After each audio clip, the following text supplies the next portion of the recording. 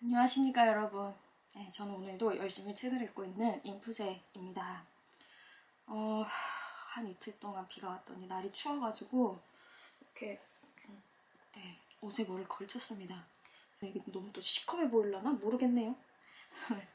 네, 아무튼 영상을 이제 찍어볼 텐데, 제가 이 부덴브로크 가의 사람들 읽은 지가 한참이 됐는데 아직 정리를 안 했잖아요.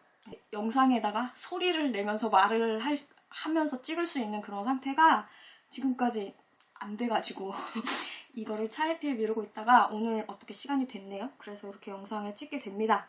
아무튼 이 부덴브로크 가의 사람들을 중심으로 해서 이 단편들이랑 이 책 내용들을 이제 정리를 해보려고 할 텐데, 제가 여기 있는 책들을 다 한 번씩밖에 안 읽었습니다. 그래서 보통 한 번씩 읽는 것들은 제가 앞으로 계속 읽을 책들을 찾는 과정에서 이제 공부하는 그런 느낌으로 읽기 때문에 그렇게 되게 딥하게 내용을 여러분들한테 전해드리진 못하고, 그 재생 목록에 이렇게 단편에서부터 요 부덴브로크가의 사람들까지 해가지고 이렇게 나름대로의 순서를 정해서 올려놓은 거를 여러분들이 혹시 눈치를 채셨는지 모르겠지만, 부덴브로크가의 사람들을 읽으면서 여러분들이 이해하기 쉬울 수 있는 단편들과 어떤 내용들인지를 좀 한번 그냥 간단하게 쫙 그냥 정리를 해보는 그런 영상을 찍어보려고 해요.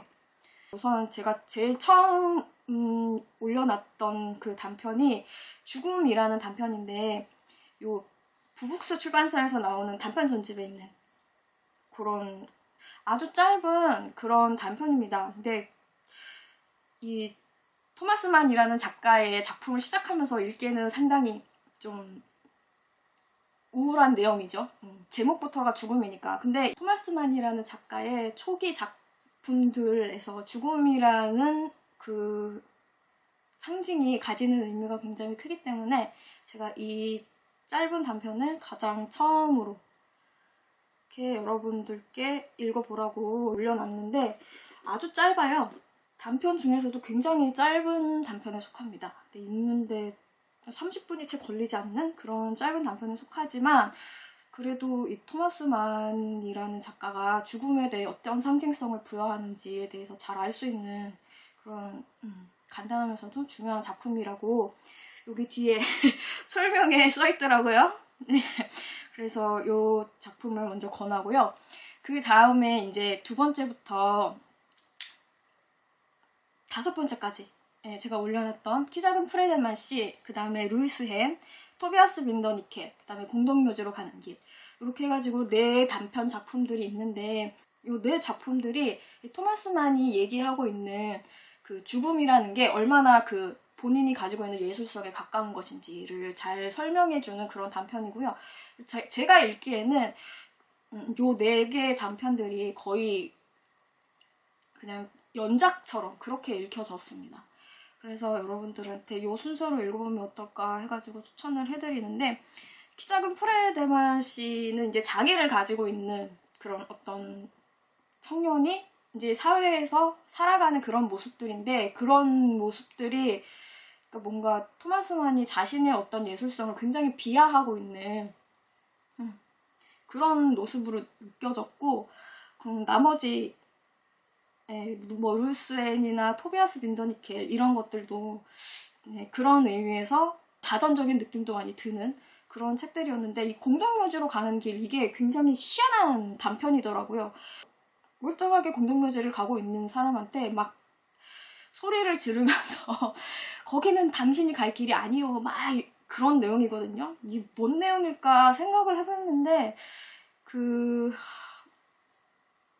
토마스 만이 생각하는 그 죽음이라는 길은 이제 즉 죽음이 모여있는 그 공동묘지라는 장소가 어떤 예술가의 상징이고, 그리고 그곳에 일반적인 사람들이 그냥 흥미로 왔다 갔다 하기에는 그 예술의 깊이가 너무도, 본인이 가지고 있는 그 예술의 깊이가 너무도 깊고 너무도 어렵고 무거운 짐이다라는 거를 토마스 만이 얘기하고 싶어 했던 것 같아요. 그래서 저는 거의 이 키 작은 프레드만 씨부터 공동묘지로 가는 길, 요 4개의 단편들을 연작소설처럼 그렇게 읽었습니다. 키 작은 프레드만 씨는 여기 토니 어크레거 여기 민음사판에서 나오는 요 책에도 있어요. 근데 나머지 루이스 앤 토비아스 민더니켈 공동묘지로 가는 길 책은 요 부북스 단편에 있거든요. 그래서 아마도 여러분들이 이제 토마스 만의 책을 읽어보겠다라고 생각을 하시는 경우에는, 그러니까 제 예상으로는 아마 이 민음사판을 사게 될 가능성이 클 것 같아요. 아무래도 세계문학 전집에서 거의 스탠다드한 그런 전집이기 때문에. 그래서 얘기를 해드리는 건데, 요 키 작은 프레드만 씨라는 단편 작품이 요 뭐랄까 부덴브로크가르의 사람들을 이해하는 데에 꽤 중요한 단편입니다.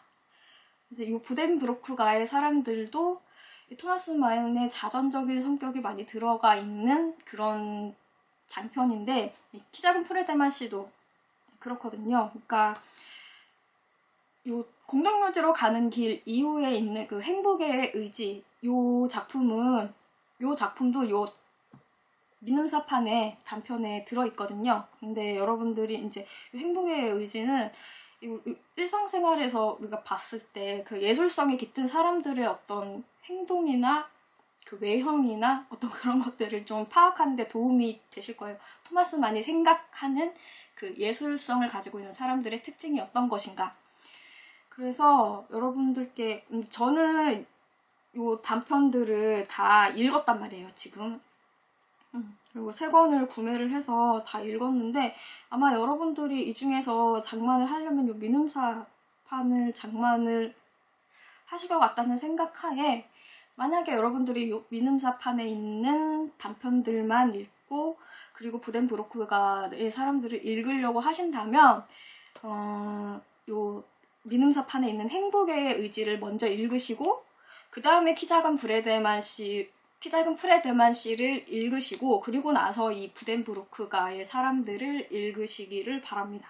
그러면은 좀 요 부덴브로크가의 사람들이랑 같이 이렇게 연결해서 뭐랄까 이렇게 좀 연작처럼 읽히는 그런 부분도 있고, 또 여러분들이 이 부덴브로크가의 사람들을 이해하는 데 도움이 될 만한 그런 것들이 있기 때문에 그런 식으로 읽어주시면 되겠습니다.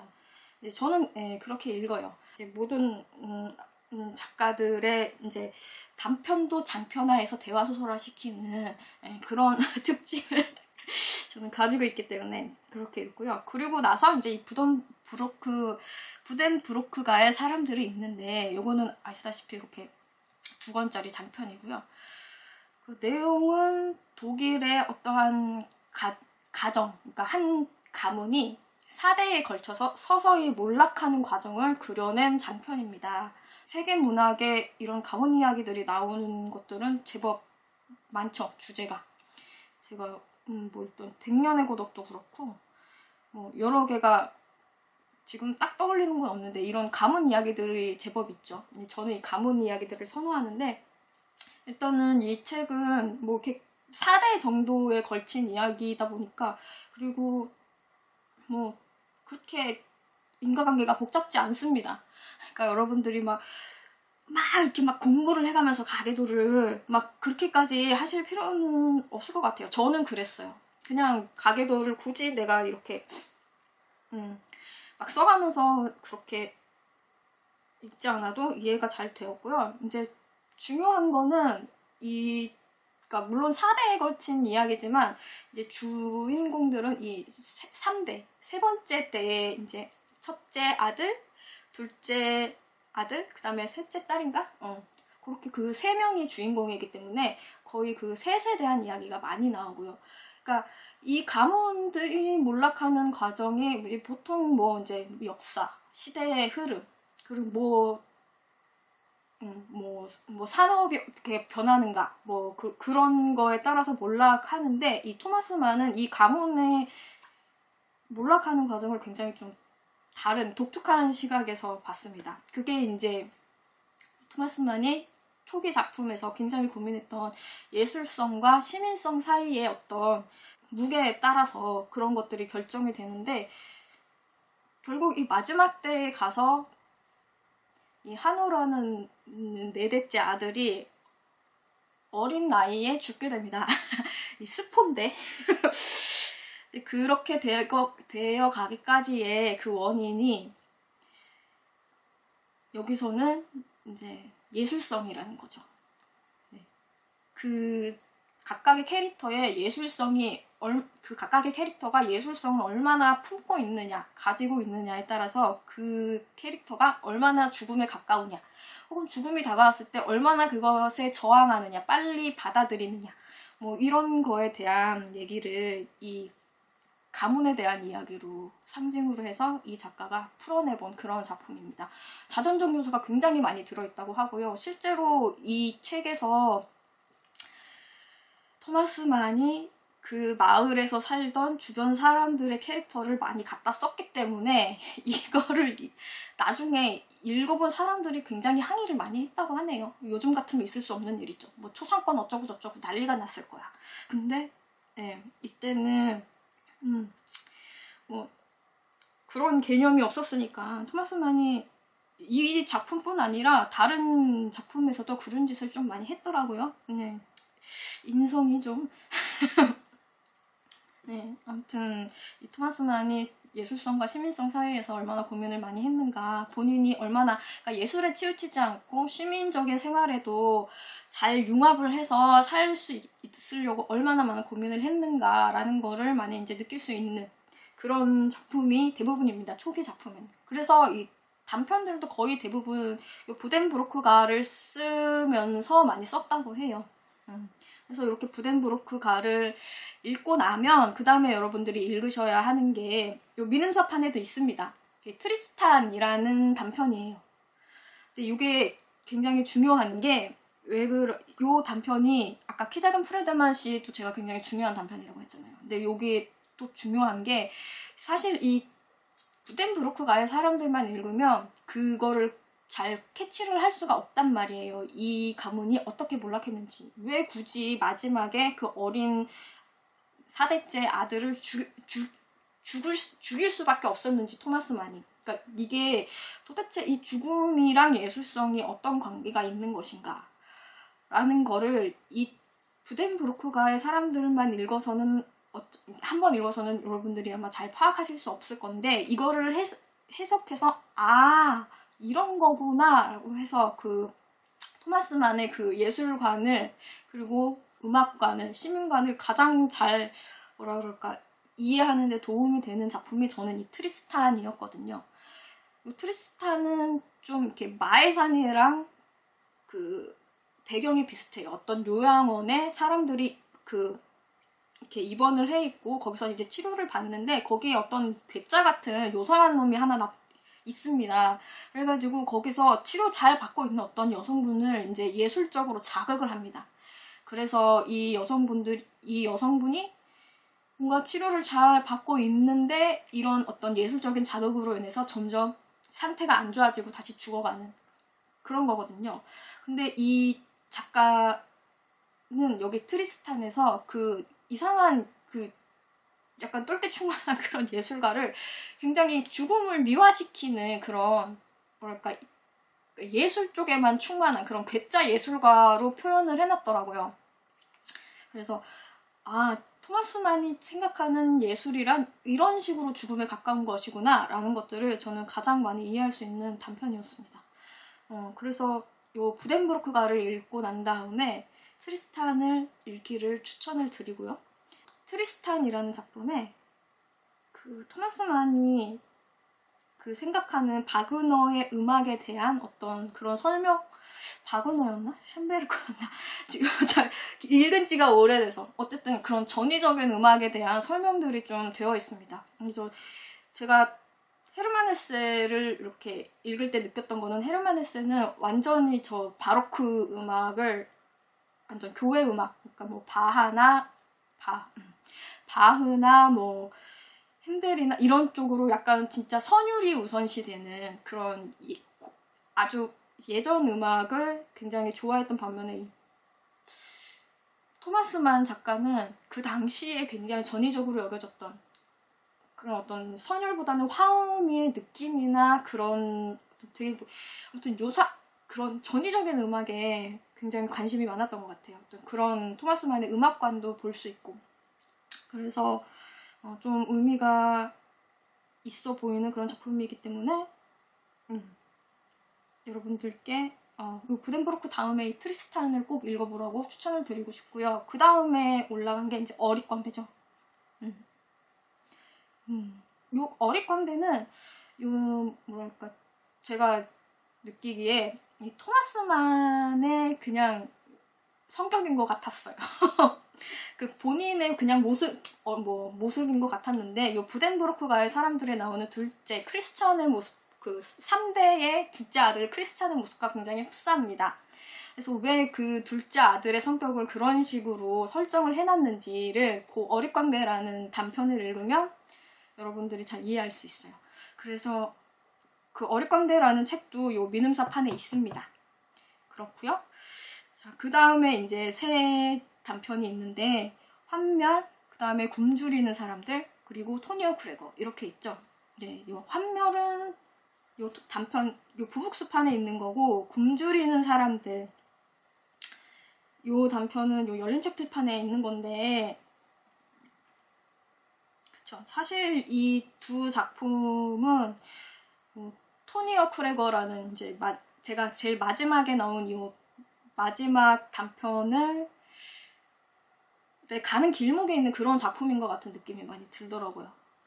그러니까 뭔가 이 예술성에만 치중된 그런 삶이 얼마나 좀 이 작가가 느끼기에는 환멸스러웠는가. 환멸스러운가. 그래서 결국엔 토니어 크레거에서 이 작가가 하고 싶은 말이 그거거든요.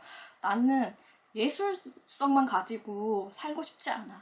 나는 시민성도 가지고 이 독일이라는 사회 전체에 어울리는 사람으로 예술성과 시민성의 어떤 공존을 적당하게 균형을 유지하면서 살아가고 싶어 라는 게 이 작가가 이 부덴브로크가의 사람들을 쓰면서 이 초기 작품들에서 가지고 있는 이 작가의 세계관인 거예요. 그러니까 예술성과 시민성이라는 세 개가 이렇게 나눠 있죠. 이 독일 사람들은 아무튼 희한합니다. 이 세 개를 두 개로 나누는 거를 굉장히 좋아하나 봐요.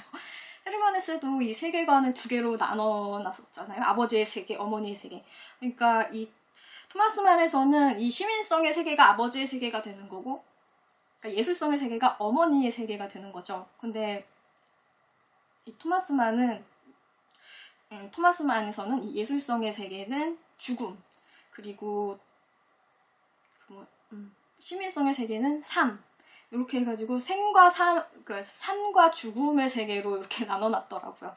그런 것들을 요 작품을 보면서, 그러니까 이런 토마스 만의 이런 기본적인 생각이 사실은 토마스 만이 쓴 작품 전체의 기본으로 깔려있는 겁니다. 네, 그러니까 제가 지금 마이산도 다 읽었고 현재 다른 책을 읽고 있는데 거기서도 기본적으로 이 토마스 만이 베이스로 깔고 가는 얘기는 어쨌든 예술성은 굉장히 딥하고 어렵고 어쨌든 사회적으로 예술성을 가지고 있는 사람들은 사회적으로 어울리기가 굉장히 힘들기 때문에 그런 어떤 공존을 항상 고민해야 한다는 그런 내용이 항상 들어가 있어요. 그래서 토마스 만 전체의 작품을 이해하는데 굉장히 베이스가 되는 그런 작품들이었습니다. 뭐 어쩌다가 이분이 그런 삶을 시민성에 연결하고 예술성을 죽음에 연결하게 되었는가라는 거에 대해서 얘기를 하려면은 우리가 굉장히 딥하게 이렇게 철학으로 들어가야 돼요. 네. 제가 알기로는 그 당시에 이제 토마스 만도 그렇고 헤세도 그렇고 같은 시기에 활동했던 작가들인데 독일에서 그 당시 이제 지식인들한테 이런 작가들한테 좀 유행했던 철학가들이 쇼펜하우어와 니체였던 것 같습니다. 내가 그래가지고요, 제대로 한번 이해해보겠다고 그 철학책 쇼펜하우어 한번 니체 읽어보겠다고 쇼펜하우어 책을 하나 장만을 해가지고 3페이지 읽다가 내려놨습니다. 뭔 말인지 하나도 모르겠더라고요. 그래서 제가 그 철학책까지는 딥하게 못 읽겠고요. 그냥 그렇게 연결이 되어 있다라는 거를 요 책들의 뒤에 요 번역하시고 연구하시는 분들이 잘 설명을 해 놓았더라고요. 그 정도로만 하고 철학은 손대지 않는 걸로. 너무 어렵더라고요. 이렇게 해서 이런 식으로 이렇게 정리를 한번 해봤습니다. 이렇게 그 마지막에 토니어 크래거라는 작품은 역시나 이 민음사판에 있습니다. 그래서 만약에 여러분들이, 그러니까 저는 이 토마스 만이라는 작가를 다 알고 싶어서 요 2개의 단편집들도 같이 장만을 했는데요. 요 베네치아에서의 죽음이라는 책은 요 민음사에서 나오는 대부분의 단편들과 겹치는 게 많고, 새로운 단편은 한 2-3개 정도밖에 안 됩니다. 그리고 여기에는 그 토마스 만의 초기 단편들이 이렇게 짤막짤막한 것까지 좀 많이 들어가 있는데, 여기서 좀 많이 제가 희한한 것들을 많이 읽기도 하고 막 그랬어요. 근데 보통 이 부덴브루크가의 사람들을 이해하는데 여러분들이 단편을 읽으시려면 요 민음사판으로도 충분할 것 같아요. 이게 웬만하게 그러니까 좀 규모 있고 중요하다라고 하는 단편은 다 들어있습니다. 그래서 혹시나 부덴브루크가의 사람들의 관심이 있으신 분들은 이 단편집을 같이 사서 이런 식으로 읽어보시면 여러분들이 이 부덴브루크가의 사람들을 읽는데 도움이 많이 되실 것입니다. 제가 뭐 학자도 아니고 뭐 그렇다고 막 이거를 뭐 여러 번 재독을 한 것도 아니고요. 그리고 뭐 제가 이거 뭐 동문학을 전공한 사람도 아니고 독일어는 하나도 모르고요. 뭐 제가 어디서 논문을 읽고 막 그럴 수가 없어요. 저는 집에 읽을 책이 너무 많고 아무튼 이 책을 제가 언젠가 다시 재독을 할 것 같기는 한데 생각보다 이 부덴브루크가의 사람들이 꽤 재밌습니다. 그래서 읽을 것 같기는 한데요. 다시 읽을 때 이렇게 순서대로 읽으면 좀 도움이 많이 되겠죠. 그러니까 결국 그 작가의 작품 속에서 그 작가의 어떤 의미나 상징들을 찾아내는 겁니다. 그게 저의 독서법이에요. 막 논문을 찾아보거나 막 다른 사람들의 그런 걸 찾아보나 그런 거는 저는 잘 해보지 않아서 좋습니다. 여러분들께 이렇게 소개를 시켜드리고 저는 이번 영상은 여기까지 찍도록 하겠습니다. 그러면